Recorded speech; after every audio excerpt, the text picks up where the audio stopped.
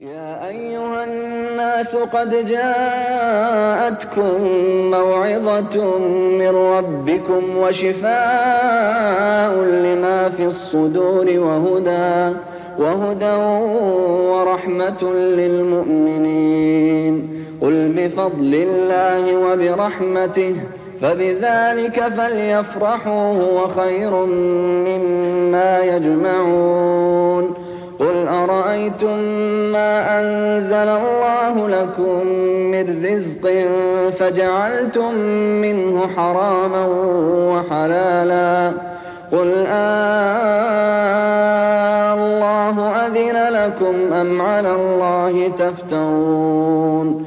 وما ظن الذين يفترون على الله الكذب يوم القيامة إن الله لذو فضل على الناس ولكن أكثرهم لا يشكرون.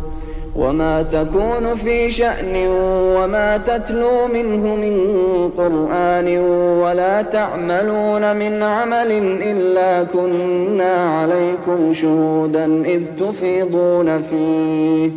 وما يعزب عن ربك من مثقال ذرة في الأرض ولا في السماء ولا أصغر من ذلك ولا أكبر إلا في كتاب مبين.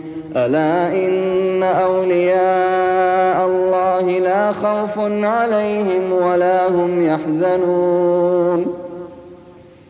الذين آمنوا وكانوا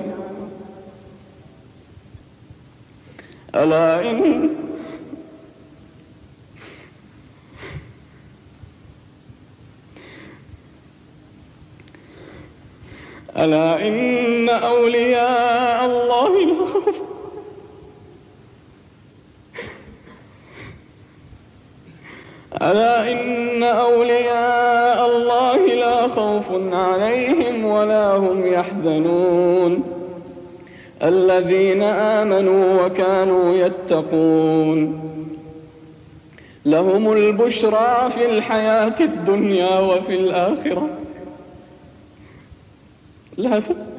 لا تبديل لكلمات الله ذلك هو الفوز العظيم.